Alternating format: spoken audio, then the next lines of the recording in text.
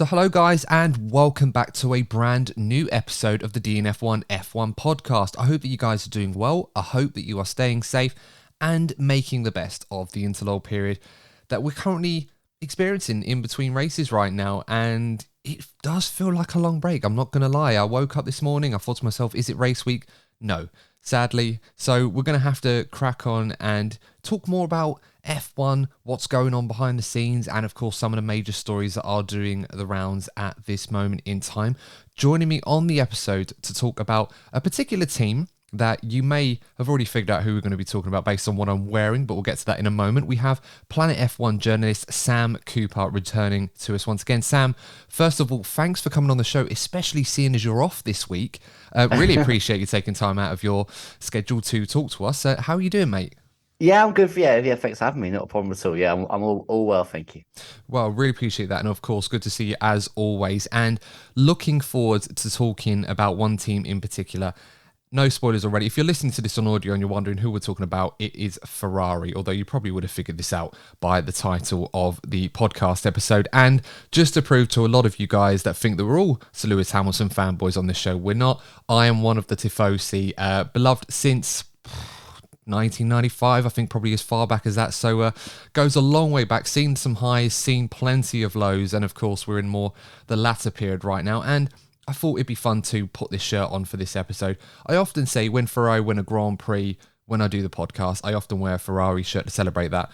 I don't think we're going to see that this season, sadly, unless something crazy happens. So I'm going to put it on now for this episode, just so I've done at least one a season. So hopefully you don't mind, and we'll get back to the normal DNF1 attire in future episodes. But Sam, I think first thing we need to talk about regarding Ferrari this season is probably the surprise at how poor they've been. I think when we look back to predictions that you would have made and I would have made and many people in the F1 community would have made, I don't imagine that many of us would have expected one of the biggest surprises this season to be Ferrari's poor form. I mean, what's your take been on Ferrari this season?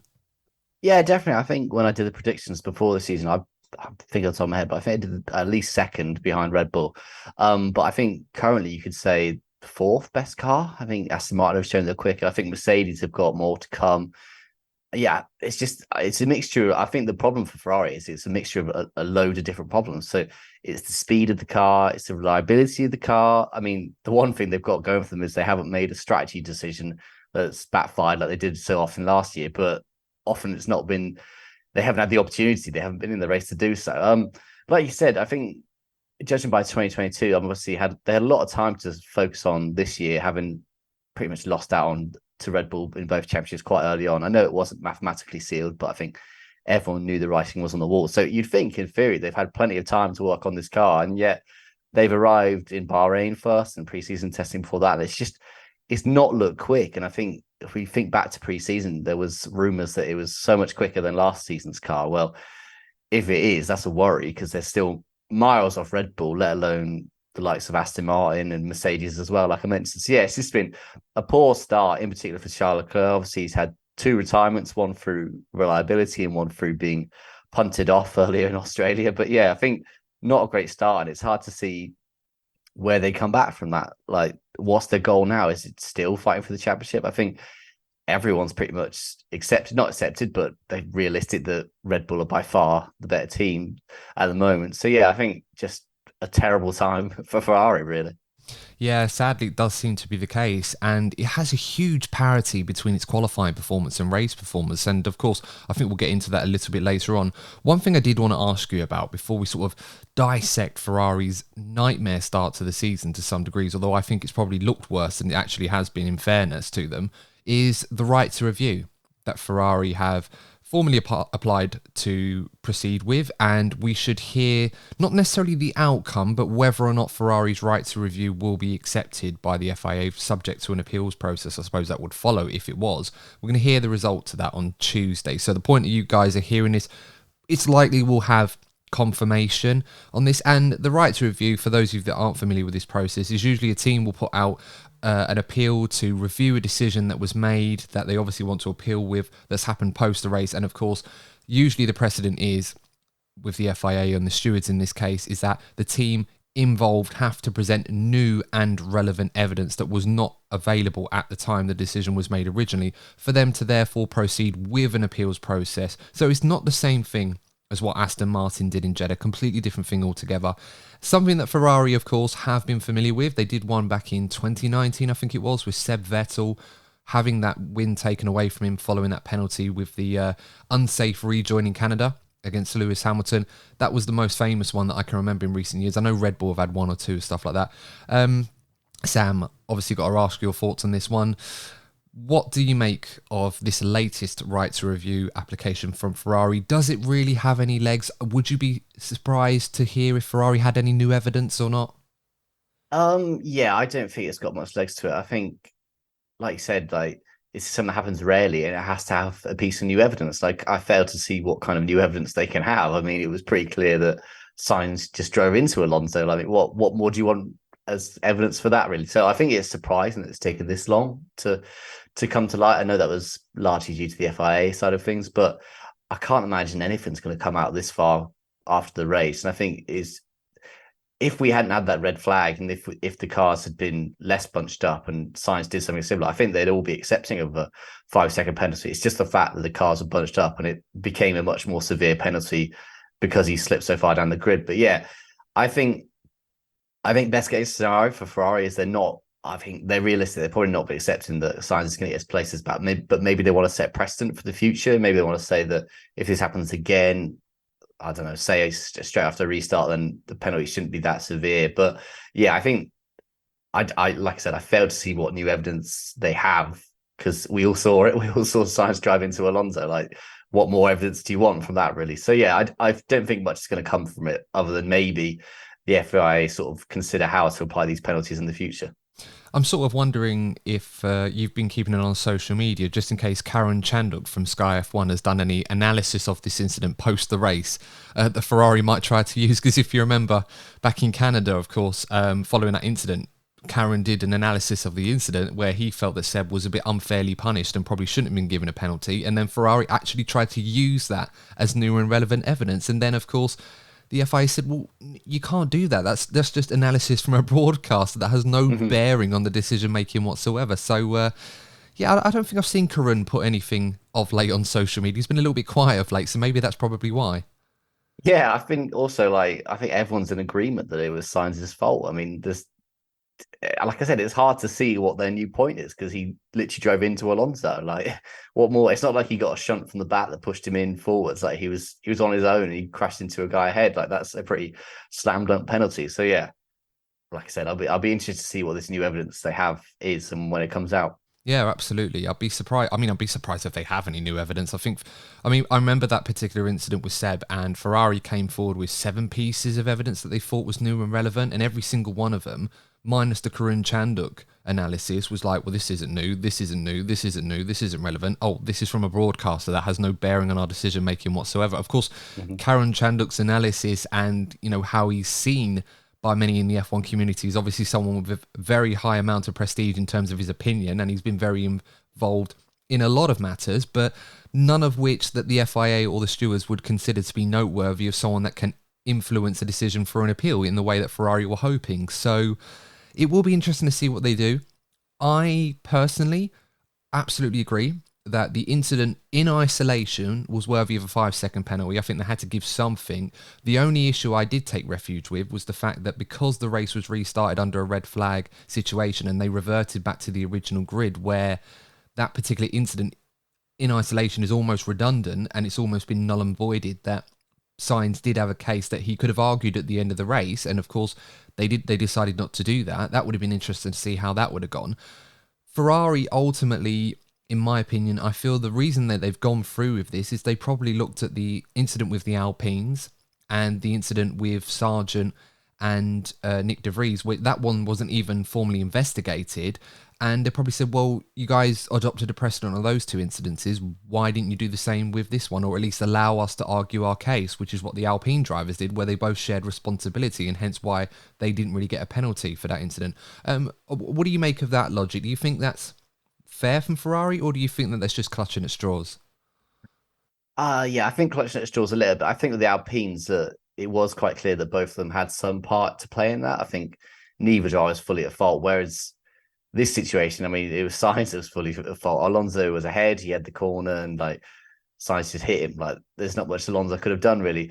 I do think it's bizarre that nothing was looked in at Logan Sargent just crashing into the back of Nick De Vries. And I suspect if AlphaTauri had been battling for points, then that would have been something that they'd have raised. But yeah, I think there was a little bit a lack of consistency, really. But I guess there's more reason to put on penalties up further up the grid just because they're driving for points. And I know you'd like it to be universal that any issue, regardless of what happens in the grid, is met with the same penalty. But the reality is that Alonso lost a hell of a lot for something that wasn't his fault. I know he got it back in the end, but that wasn't a certainty at the time. Like, yeah, I think Ferrari probably wouldn't be wise to use the Alpine situation because I think that is clearly both drivers did something not wrong, but contributed to the fault. Whereas in this case, it was pretty much 100% Sainz's fault. I mean, Alonso was ahead. Like, every rule of racing says that Alonso did what he should do. So yeah, I don't think there's much merit in citing the Alpine at least. Maybe there is the AlphaTauri and the Williams, but I still think that's clutching at straws a bit.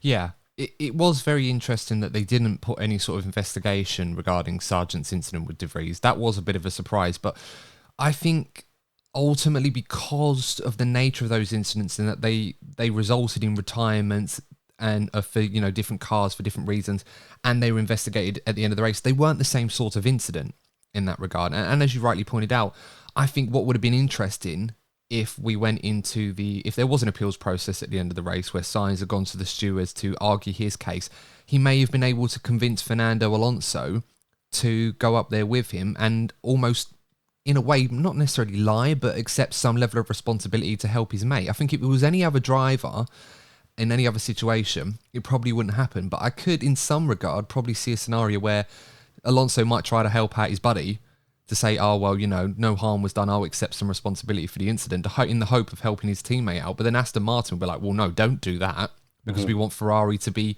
punished for it. So I suppose it'll be interesting to see how that plays out. I can't see a realistic scenario where Ferrari have any new and legitimate evidence that's relevant to this, that's going to allow this appeals process from the right to review to actually proceed. I think it's just going to get shut down. I think a lot of people probably expect that. I mean, what do you make of the process in general, Sam? Because we've seen a lot of these right to review appeals being made in the last few years or so. And there was a time where there wasn't really many going. But then, of course, after that one from Ferrari in 2019, following Zeb Vettel's incident with Hamilton, we've had Red Bull put in a few. I think there was one through, was it Force India and Williams or something like that? I think with Massa collided with Ocon a few years before that. But we've seen quite a few recently. What do you make of the process in general? Do you feel that teams have a little bit too much leeway to put these reviews, without any proper evidence? Or do you feel that perhaps some level of punishment should be added if a team is unsuccessful, just to sort of act as a deterrent, if you like, from teams just putting these right to reviews for no reason whatsoever? That's a tricky one. I think it is good that something's in place. I think obviously the FIA is the judge, jury, and executioner, really, but it's good that they sort of accept that teams have the option, because I think we've seen a lot of other sports that they go to the court of arbitration for sport quite often, and that's not something that tends to happen in F1, maybe as a result of having this process. But it's difficult. I think it costs the team a lot more, not money really, but resources to put these right review things together. So obviously that's a disadvantage for them. I mean, Sainz now is having to spend whatever he was going to do on Tuesday, whatever he's going to do then, he's now going to spend part of an FIA meeting. So like, that's something of his personal time that's been taken. I think I sort of be against having a punishment for. I mean, if it's wildly off base, if it's like no evidence at all, maybe they could talk about it. But I think most of the times these teams are doing it, there is some sort of, oh, we think this is different, whether that's true or not. Like, that's for the FIA to decide. But I don't think a team is entering it maliciously, sort of to say, oh, let's just waste the FIA's time. But maybe if that was the case, then you could talk about punishments, whatever. But I think it's sort of fine as it is. I think the only issue that, well, fans have at least, is that it sort of happens so long after the race. I think that Australia race was coming up to 3 weeks ago now, and like we're still talking about that result. I think every fan wants to see, and this is a criticism the stewards get during the race, that when they make decisions 2 hours after a race, that we don't know the finishing grid or whatever the results. But yeah, I think that's the only issue I'd have is the time it takes. But then again, I accept that it takes a lot of time to put these presentations, whatever, together. So yeah, I think it's good that it's in. To be honest, I just think it's good the way it is at the moment. The fact that there is a process, but yeah, I wouldn't want teams punished for arguing their case. Yeah, I think what might work better, having thought about this for a little bit, because I was wondering myself, like, what could they really do? And I was watching a Test cricket match the other day, and obviously they have their own DRS review system. Obviously, not the same thing as Formula One's DRS, but I thought it might be a nice little segue into that. Um, Obviously the teams that play in those matches, they have a certain number of reviews that are available to them, and of course if they use them and get them wrong, they lose one, and of course that continues until they have none left, where you may have a decision which may not go your way wrongfully and you can't review it. In a way, you could probably introduce that in Formula One, like have maybe two right to review processes a season that you're allowed to apply for. If that was the case, I don't think Ferrari would just waste it on one like this where it's 99% likely that it's not going to go through. Yeah, I mean that's a good example. But my only issue with that would be is in cricket, these things are very much black and white, aren't they? Like it was either going to hit the wickets or it wasn't. I suppose in F1, there's a lot more grey area that teams are sort of arguing, oh, well, this is the reason that we did this kind of thing. Like in cricket, you obviously get those things, and if it's wildly wrong, you lose it, which is fair enough. But the things they're arguing about is, oh, was this in line? Was this batsman do whatever? Like, whereas F1, I just think they've got more reason for debate, really. So yeah, I think that could work, but at the same time, I think it's just a lot of grey area in F1, and teams have to sort of argue their point and like get that across. And it is more of a matter of opinion, really. Like it's hard to be as crystal clear as it is in cricket, just because in cricket the same thing happens over and over again. Like you always aim at the same wicket, you're always doing whatever. Like this, it's always going to be in line or it's not in line. Whereas in F1, there's corners and different tracks and different speeds or whatever. Like there's just so much different variation. Like I think it's hard to say that that was definitively wrong. I mean, obviously there's examples where we all know that that's clearly something that's quite wrong. But yeah, I think in F1 there's just a bit more grey area that teams feel they need to argue about, really. Yeah, very true. And let us know your thoughts, guys, in the comments, what you think of the right to review system, and should there be some level of punishment given to teams if they just do what Ferrari seem to do these days and just put it out for the sake of it rather than having any relevant or new evidence to bring to the table. We'll wait and see how that goes. Talking about Ferrari in 2023, we've already touched on the fact that it's been a very surprising start to the season, one that I don't think many of us would have predicted, and one that has probably left a lot of fans disappointed in terms of the overall championship fight, where one of the leading protagonists has failed to live up to their end of the bargain, or at least based on what they'd anticipated, it's completely gone the other way. What did you make of Ferrari's predictions for this season? Because they seemed quite confident, as a lot of us, that they felt they did have some ground to make up to Red Bull. But based on their interpretations of the 2023 car, they seemed very excited, very optimistic. They claimed that they'd reached their targets surprisingly easier than they would have anticipated. And now they've been blindsided by the performance gains that Red Bull have made in particular. Not only them, but Aston Martin and to some degrees Mercedes, I suppose, as well. It's left Ferrari with a lot more questions than answers right now. I mean, is it fair to say that Ferrari overestimated their progress over the winter, or perhaps didn't set their targets high enough on what they needed to achieve? Yeah, maybe. I think it's hard to tell during winter, obviously, because like you don't know what other teams are doing. So maybe they were happy with their results, but when you compare it to Red Bulls, like Red Bulls went on leaps and bounds, as did Aston Martin to an even more degree. Like it's hard to know until you first get to pre-season just how quick your car is, really. And I think Ferrari have seen their level of expectation of how quick a car in 2023 can be. It was just a lot lower than what Red Bull knew they had, what Aston Martin were hoping they had, and what, I don't know, Mercedes is a different case. But yeah, I think whoever is saying that, oh, we're going to do really well, like they must be feeling pretty silly now that they've seen Red Bull come and just pretty much obliterate the field. And if you think back to this time last year, that was Ferrari doing that. So yeah, they've definitely not taken a step back, but just not taking a step forward as much as the other teams. And that sort of makes it look like they're taking a step back. Yeah, so they've obviously got a new set of targets. They're trying desperately to fit to fix now, and whether that comes in Baku the next race, or whether we see that Imola, which is a lot where a lot of teams are aiming for their upgrades, it's going to be a long way to catch up to Red Bull, because I think Red Bull are also developing at the same speed, if not quicker. So like, it's one thing starting a pace behind your rivals, but it's really hard to try and catch that up during the course of a season.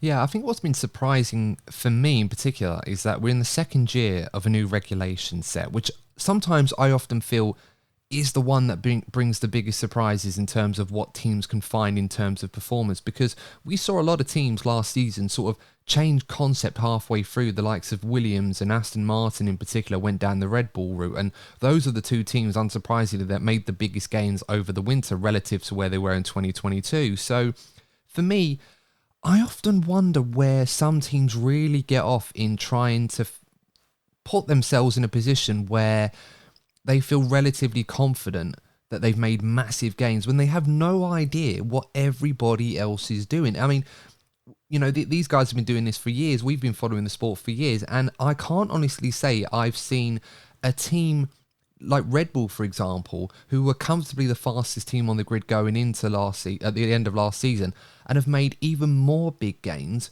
where it was widely expected that everybody else was going to close the gap on them. I mean, I don't know where some teams get off in trying to expect they're going to be in a certain place and then get blindsided in the way that they have done. Yeah, and I think often we see, I don't think you see, I think both Red Bull and Mercedes are quite coy during this pre-season testing, pre-season at least, before they get to testing. I think there's very little benefit in sort of making your car seem like it's really quick. But I think Ferrari is a different case. If you think we were coming off the back of 2022, which was in those, like, there's no way of disagreeing, it was a terrible season. Like, they may have got more wins than they did in the previous years, but the reality and the situation in which they did it was one that was really embarrassing. I mean, it cost Matteo Binotto his job, really. So I think there's such intense pressure on Ferrari all the time, not just from within Italy, but worldwide. Really, obviously, they're the most followed team, like they're the most scrutinized team. So they needed someone to sort of make some good news. Like, they had a new team boss in, and like they wanted to make it seem like, oh yeah, we've fixed the mistakes of last year. So maybe they were sort of hinting that, oh, our car's this much quicker. But like I said, they just got completely blindsided by the other teams just quietly going about their work, and in the end doing a much better job. Like, if we think the RB18 was much quicker than Ferrari's car last year, like, they had such a good starting block to move ahead. So even if Red Bull developed at the same speed as Ferrari, Red Bull were already that little bit ahead, so they're even more ahead. So yeah, I think Ferrari was a special case that they just sort of needed to stem this negative press that had been surrounding the team for, I don't know, almost a year. Like, it was sort of after the third race last season where it sort of started to crumble. So I can understand why they sort of letting it loose to sort of certain Italian media outlets that this car was much quicker than last year. But you pretty soon get egg on your face if you arrive at testing and you find that, oh yeah, our car is much quicker than last year, but it's just nowhere near as quick as the RB19 and the Aston Martins and maybe the Mercedes going down the line. Yeah, it often makes me wonder if Ferrari, if they rolled out the SF23 against the RB18, would it be faster than that? I mean, evidence would suggest that it probably would just about pip it, at least in qualifying. The race obviously might be a different beast with the ailments of the Ferrari on tyre deck. But even then, it just shows how much of a jump some of these other teams have made, particularly Red Bull and Aston Martin, for example. It is quite... It's amazing, really, how confident you can be over the winter. And maybe this is in part to try and portray a positive image of Ferrari when the scrutiny of the Italian media and other global outlets as well are going to be homering in, especially now, given Ferrari's difficult start as well. And we're seeing some of that positive language continuing to be used by Fred Vasseur in particular. Talking about the current SF23, a lot of people already, regarding Mercedes, have claimed that Mercedes should just go and focus on 2024, abandon this year, don't worry about developing this year's car now, just focus on 2024 and try and win the championship then. You know, they'd rather finish fourth in the constructors and try and win the championship the following season than try and finish P2 and still not improving on that from the year after that.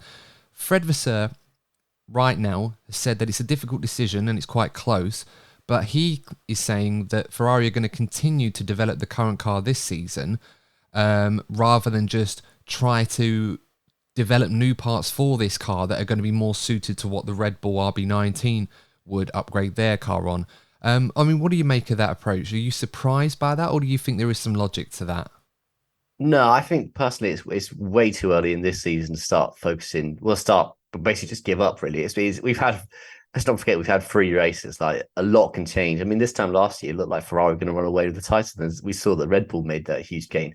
I know that Ferrari is starting much further back than Red Bull did last year, but I think yes, teams around the summer break can start focusing on next year if they're sort of cast in stone where they're going to finish. But I think it's just way too early for someone like Ferrari to sort of accept fourth place. I think fourth place for Ferrari is a disaster. Like you think of those years during 2020 and 2019 where they were just massively off the pace in comparison to others. Like I don't think a team like Ferrari can accept finishing fourth. I think that may be enough for Fred Vasseur to already lose his job, like even 1 year in. Like I think they still have a lot of work to salvage. Like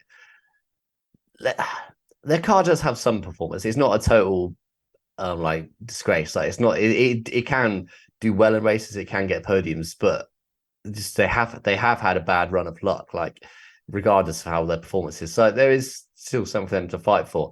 I think, like I said earlier, everyone sort of accepted that Red Bull have won this, but if you're someone like Ferrari, like you want to finish P2. We saw that last year. I mean, again, sort of referencing Mercedes, like I think it'd be silly for them to sort of focus on next year as well. Like we saw at the end of last year how much they wanted that P2 spot. They didn't quite get it, but they put all their effort into getting it. I think if you spoke to Total Wolff at that time, they were very much focused on making sure they got P2. I mean, they didn't quite manage it, but I think yeah, it was too early in the season. I think for teams to start giving up really and start focusing on next year, because that is a lot to sacrifice. So if we think back to Haas, who obviously gave up their 2021 season before it even started to focus on 22, like the level of improvement you have to make is extraordinary if you give up this soon. Like that will only add more pressure to Ferrari if they're not getting podiums at least. Like I think yeah, it's just too soon, in my opinion, to focus solely on 2024. Yeah, no, I agree with that too. And I think a lot of people probably misunderstood what Fred Vasseur was referring to when he was asked this particular question. I think people kind of looked at it and thinking that, oh, Ferrari just going to bin off this year's car and focus primarily on 2024. I don't think he was referring to that in particular. I think it was more to the fact that, you've got the 2023 car.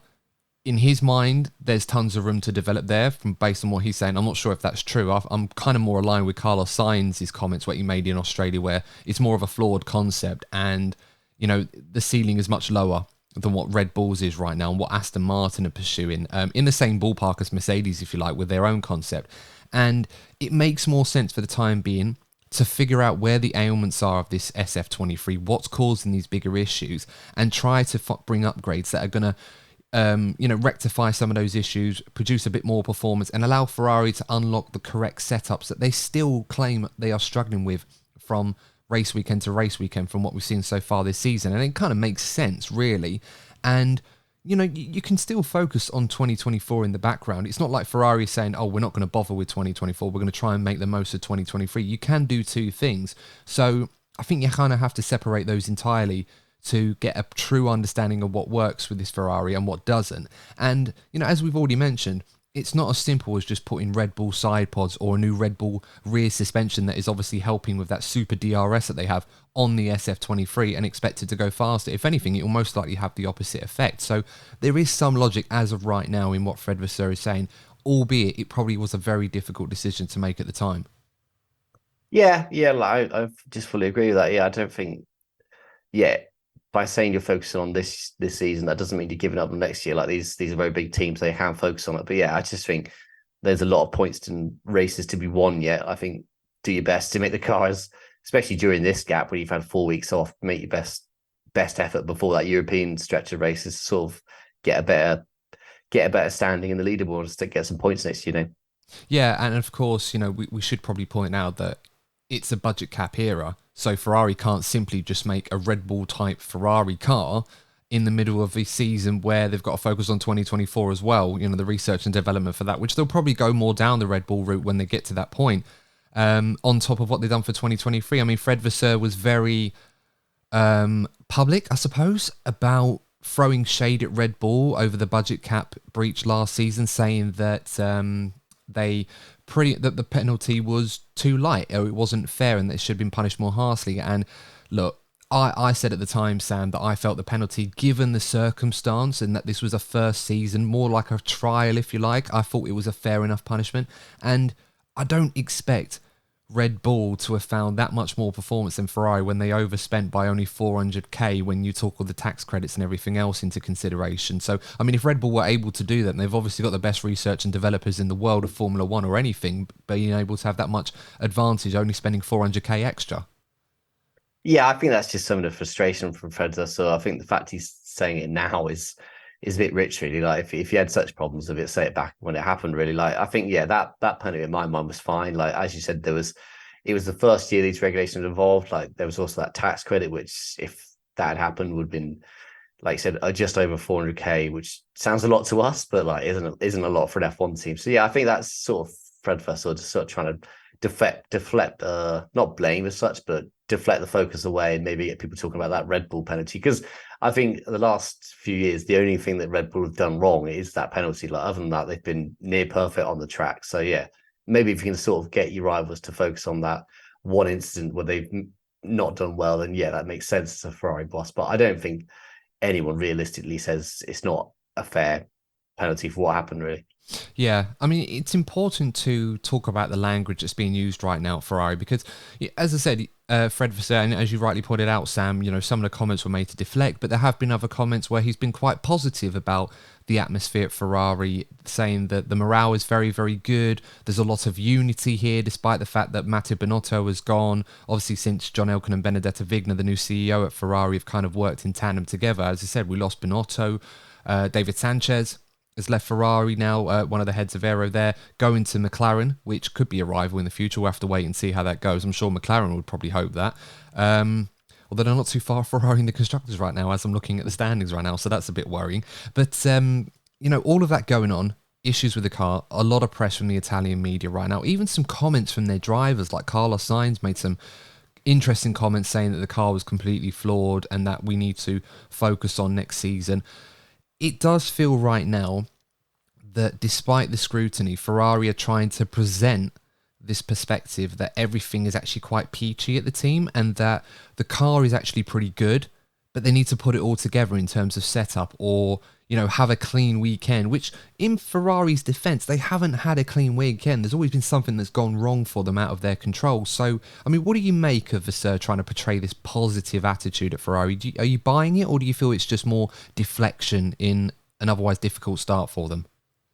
I think Ferrari obviously get enough criticism from everywhere that they probably don't want to start letting people behind the door. Really, I think, yeah, it's probably not as happy-go-lucky as Vasseur suggests, but at the same time, it's not the end of the world crisis talks. I'd imagine. I think, like I said earlier, Ferrari is just so scrutinized that if Fred Vasseur came out and said, "Oh yeah, we're all tearing at each other, like we're all having practical fights in Maranello," then I think that's not good. That's not a good look. I think the time now is sort of bond, and we saw this with Mercedes a lot last year, where yes, it's easy to be in these big teams when you're doing well, but when the problems start happening, that's when you've really got to sort of stick together and sort of find a way out of the darkness, really. And I think that's just what Ferrari are trying to do now. Like, there's no point criticizing everyone. There's no point having a go at someone else. Like, the only way to get better is to improve as a team. Like, if every person does their job correctly, then that's the way it's going to happen. So yeah, I think Vasseur might be trying to make it seem a bit happier than it is, but I think it's in their best interest not to start shouting each other out of the building, really. Yeah, I mean, I do, even though I don't buy it personally, this positive mindset, I think there's a lot more going on behind the curtain at Maranello than, obviously, as you've alluded to already. I do appreciate that given how difficult and tumultuous the vibe and the atmosphere can be at Ferrari, especially when it's being scrutinised by the Italian media and, global outlets that are Ferrari supporters, everyone that wants to see Ferrari do well are obviously attacking them for the same reason because they're not. It is nice to see a team boss portray an image, look, everything's calm, we've got this under control, we know things are bad, but we're going to do what we can to rectify. And sometimes that's all you can really expect of them. And it's very un-Ferrari-like. Usually in a situation like this, and I've said this countless times before, but if Matteo Binotto had not been sort of pushed to resign, or fired if you like, he would have been fired by now, if he wasn't fired already before the end of last season. So in a way, it has kind of been a blessing in disguise for Ferrari that they are in a position where they had a few extra months to be aware of some of these issues, and they've got a new management structure in place. They've got a new team principal in. And right now, that team principal just wants to calm things down and say, look, it's a long process. We're going to have to deal with it. It's not ideal, but it's better than everyone being at loggerheads and then all of a sudden this person's gone, and it's all a bit of a crisis again. And Ferrari, as you mentioned, fall back to where they were in 2020, which was, what was it, P6 at the time, which is obviously not where Ferrari want to be. Yeah, I think Ferrari tends to be the most emotional team on the grid for sure. Like a lot of their decisions seem to be born of emotion rather than critical thinking. So yeah, like Vasseur coming in is just his job is just to sort of calm everything down. Like you've had these weird few years where you've been dreadful, you've been better, but then you've sort of mucked it up again. So yeah, his job is just sort of say like, right, let's just calm everything down. Let's sort of focus on what we're good at. Let's do that. Let's as much as we can ignore the media, ignore the fans that are on our back, and sort of yeah, just really get to the job of making the car better, and that's only going to happen with teamwork. So yeah, I'm not surprised he's sort of trying to put out some fires, as it were, because there was a lot left burning by the end of the 2022 season. Yeah, very much so. Let's talk about the car. And one of the issues that we had from last season was reliability on the Ferrari. They obviously weren't able to push the car to, to the limit that they would have wanted to after these reliability issues were happening quite frequently. I think Baku and Barcelona were the two catalysts for that downfall in that regard. This season, however, despite reliability still being an issue in some regards, like it was in Bahrain for Charles Leclerc and also to a degree in Jeddah, the car performance has been a much bigger factor for them. It seems to be a very good car in qualifying, only the Red Bull better than the Ferrari at the moment on average pace. In the race, a different beast altogether. And whilst Ferrari admittedly have tried to do a lot to rectify these issues, it very much feels that this is a car still built for Saturday rather than Sunday. In your opinion, why do you think Ferrari is much more competitive on Saturday than they are on a Sunday? It's probably that tie deck, yeah. Like we said last year, like they were. I think it's similar to what they were much better in qualifying last year, and they lost so many races actually during the race itself rather than during qualifying. But yeah, that's sort of a trend that's continued to this year. Like it's hard to say really. Like obviously the teams are going to be stronger over long runs, and I think Ferrari's issue, as it was last year, just seems to be they just burn through tires so quickly. I think I was trying to remember which race it was. It might have been Bahrain when everyone started on the softs and they pitted for the hards, whereas Red Bull started on the softs and pitted for a fresh pair of softs, and they were practically able to make that last as long as the other teams did on hards. And that just shows how good the RB19 is at protecting its tires. Whereas you think if Ferrari tried that, they'd have to pit about 4 times just to sort of make up the same distance. So yeah, they've got to work out like why are we burning through these tires so quickly? Because that just has a massive effect on your race, because you can't be on the quick tire when you need to be, and sort of you have to plan to at least make 2 pit stops usually during the race. But yeah, I think that you may have that one lap speed, but I think Red Bull have shown that they have sort of a very high level of speed across multiple laps, like I said, during those long stints. And there's even talk that Red Bull aren't really putting the foot down, as it were, like the engine's still a bit down than where it could be. So yeah, that's just worrying for Ferrari. Like, yes, it's good. I mean, if you had to pick one, like if it was a case of having a good car on Saturday or not having a good car at all, like at least they've got that going for them. At least they can start high up on the grid. Like it's just now their job to sort of work out, okay, how do we stay there for much longer? And I think it does come down to tire deck. Like they've got to work out a way to make their car less punishing on the tires and make them last a bit longer. Probably not. They probably won't manage to make them last as long as the Red Bull, but they need to be better when they are currently. Yeah. Yeah, and it's disappointing because as a Ferrari fan, the three things you would have hoped Ferrari would have been able to rectify with their car from last season was firstly the lack of straight line speed.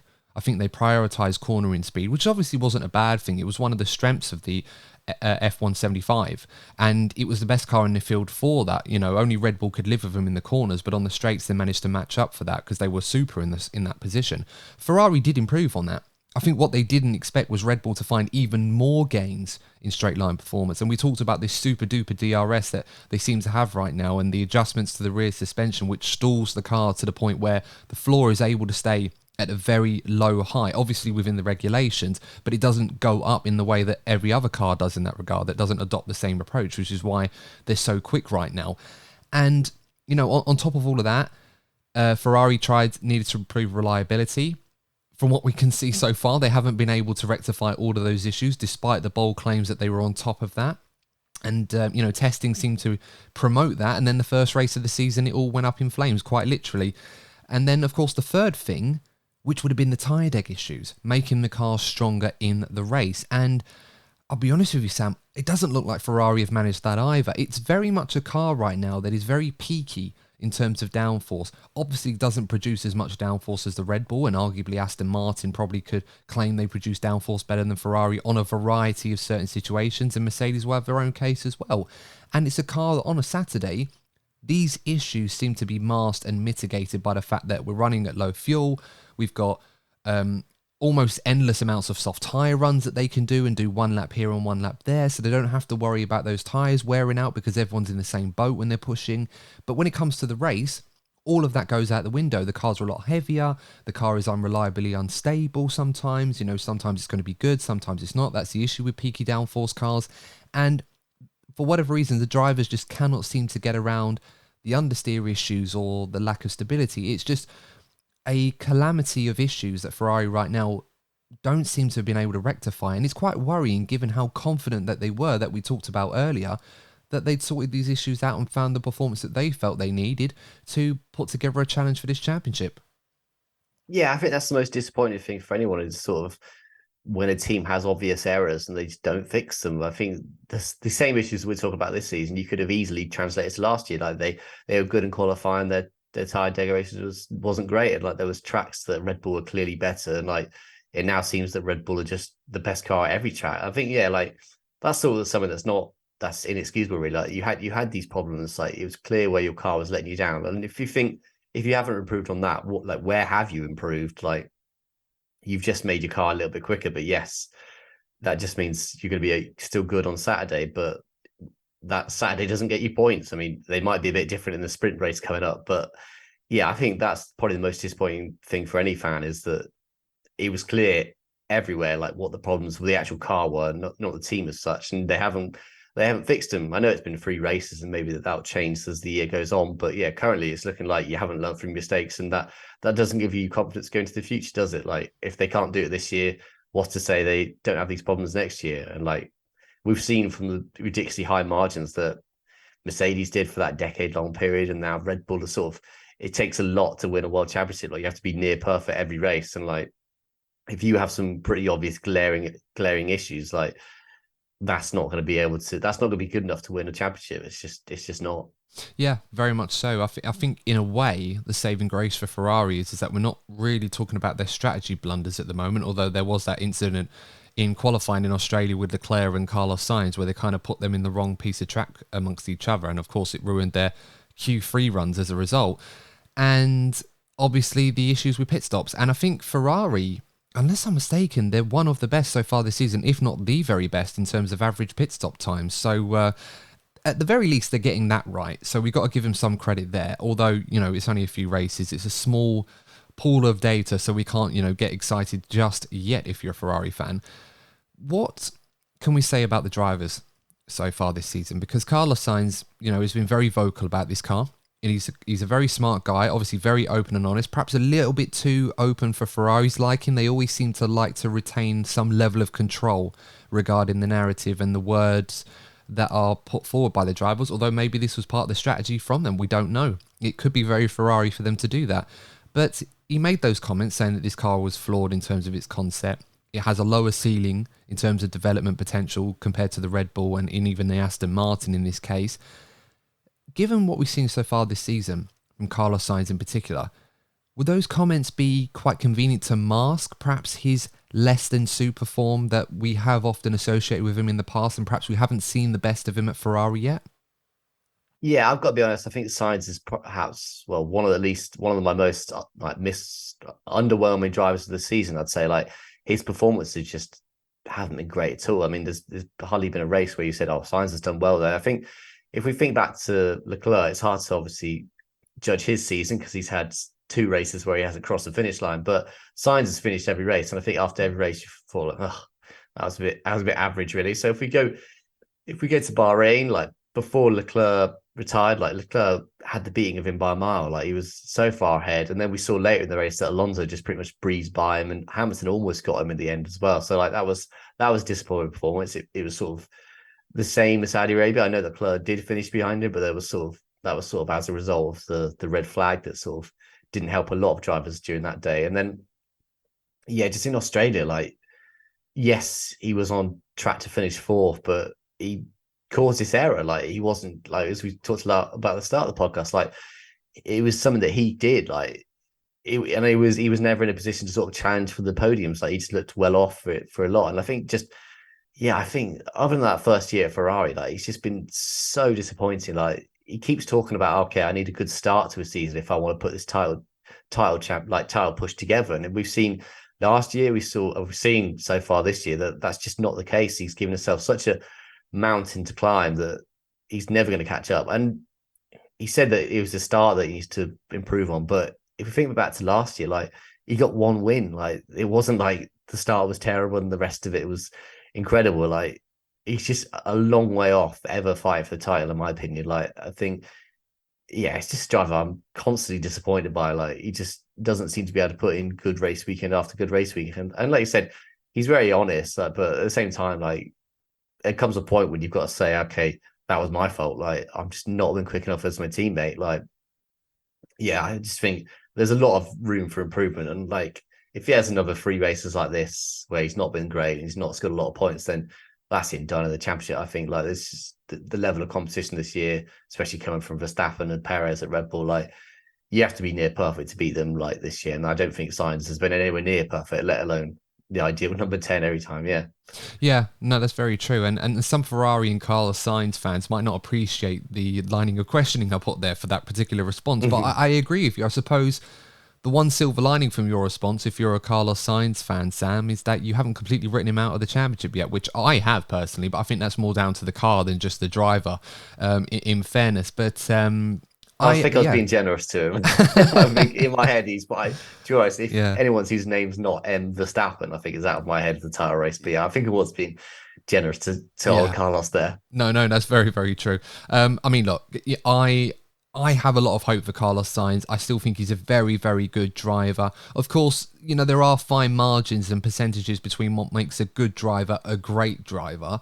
And with respect to Carlos Sainz, maybe this will come in time, and the issues with this Ferrari have kind of exposed some weaknesses that he may have in his skill set compared to someone like Charles Leclerc, his teammate, who obviously has this incredible ability to get into any car conceivable and still be able to drive it fast.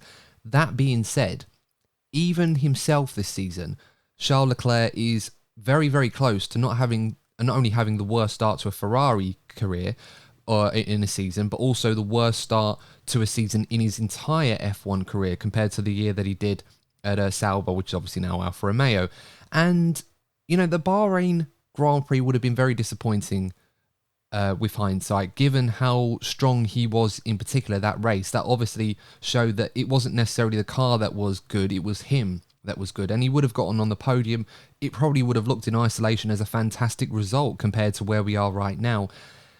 All of that being said, all of the praise that we can throw at Charles Leclerc, and obviously the poor luck that he has had this season so far, there are still a few moments where there is that erratic nature to him, where perhaps he goes a little bit too gung-ho and perhaps tries to recover deficits in the short term when an opportunity comes, rather than try to play the long game like Carlos Sainz would do by comparison and take home the maximum that is available to him, which is obviously a huge strength for Sainz's. And no doubt I'm talking about the incident in Melbourne where he tried to make up a few places that were lost at because of the issues they had in qualifying, ends up getting tagged by Stroll, which obviously wasn't Stroll's fault, and ends up being out of the race because Leclerc was a little bit too aggressive off the start. How do you assess Leclerc's mindset right now? Because this is a driver who is very key to Ferrari's present and their future. One of the marquee drivers on the grid, other than Sir Lewis Hamilton and Max Verstappen, and even a case for Fernando Alonso as well right now. There's nobody better on the grid than Charles Leclerc. So, given the ailments that Ferrari are having right now, and given his current situation with the team, what do you make of his mindset so far this season? It can be quite a conflicting one, I'd imagine. Yeah, I think it's frustration. Like if you think of any Ferrari driver in the history, I think no one in the past few years that has had to suffer what Leclerc's had to suffer through. Like, usually your Ferrari driver has a reasonable shout every year of winning championship, and that's just not been the case for Leclerc. He had that, the team had that awful season in 2020. They looked a bit better in 2022, and then the team exploded. Like, yes, he does make some mistakes, but I think he's in a position where he's so desperate to win this championship. He's desperate to try and play catch up, and he knows that unlike Red Bull, like they have such an advantage that they can sort of not take it easy, but be less risky in sort of some corners and be like, okay, yeah, we're gonna.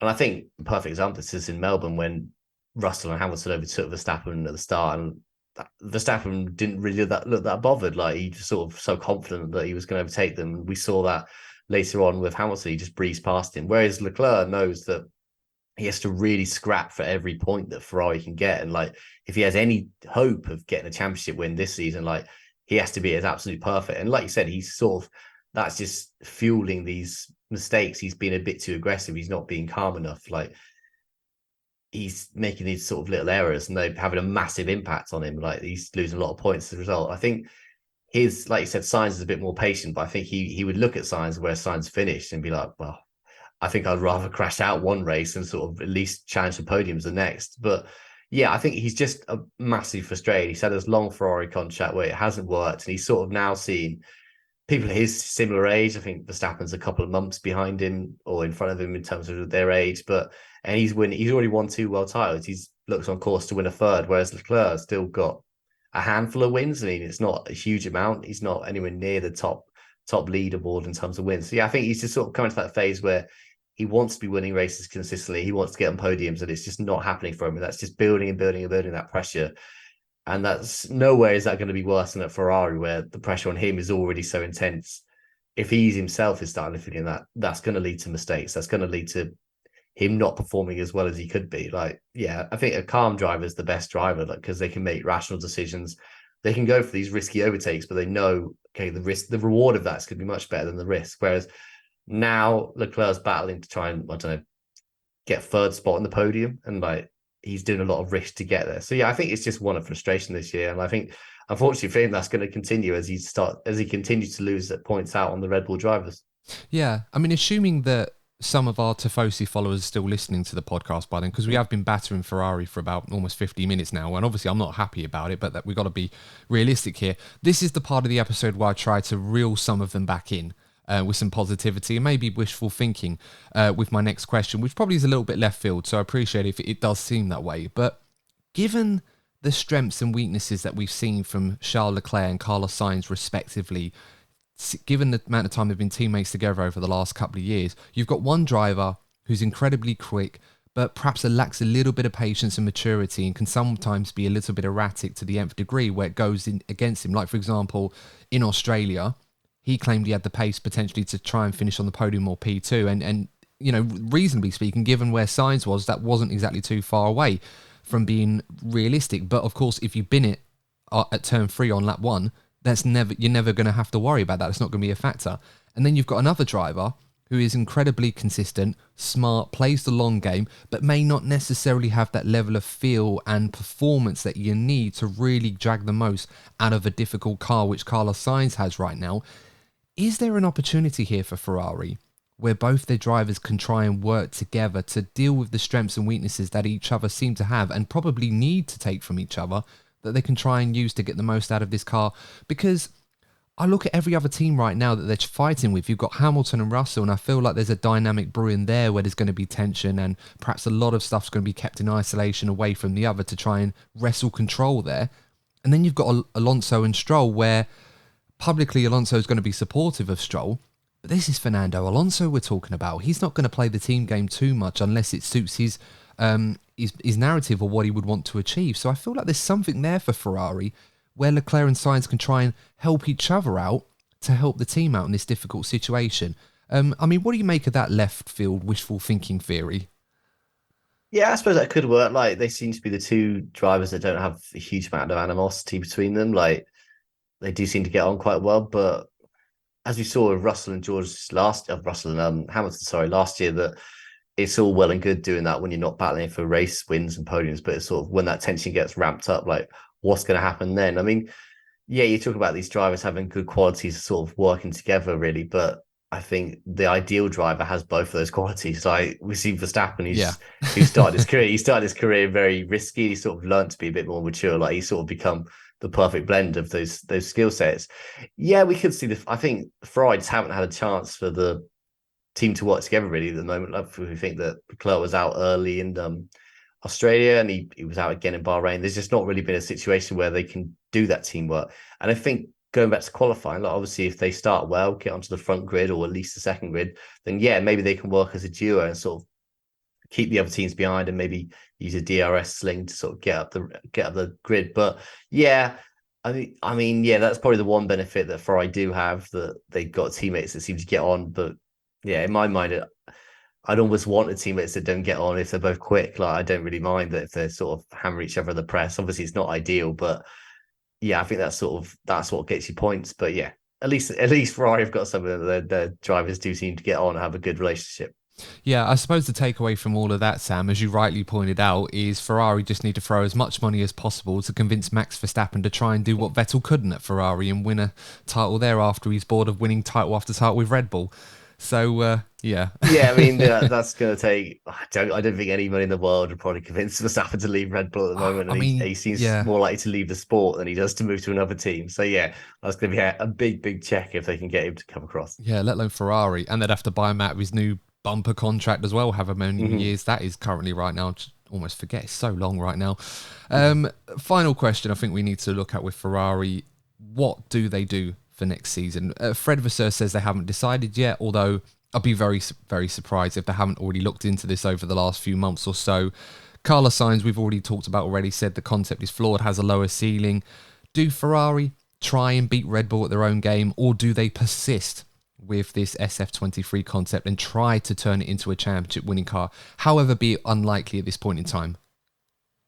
I think a lot of teams are going to start to realize that they're going to have to copy Red Bull. I think Mercedes saw it this year. They sort of tried to stick with that concept, but it's just proven not to be as quick as Red Bull. I mean, sometimes you just have to admit that this team got it spot on. I mean, Adrian knew he's done it before. It's no big surprise that of all the people to nail these new regulations, it was him. So you do sort of see these convergence as the regulations come out. They sort of become more similar. I think the longer you go on sort of admitting that your design's better when the results prove it isn't, is just going to be more harmful for you. Yes, you can sort of put your own spin on it. You can make, but if you sort of copy the core like things that make that car good, then that's going to give you the best chance of winning. So yeah, I think unfortunately for them, they've got to sort of swallow their pride a bit. I mean, Christian Horner will be smiling ear to ear if he hears that Ferrari are copying his design. But yeah, I think that's just, it looks like the most realistic way to get a good performing car. I think the Aston Martin this year takes a lot from the Red Bull. So yeah, that's just looking like that's the way it is. That Red Bull have really nailed this set of regulations. Like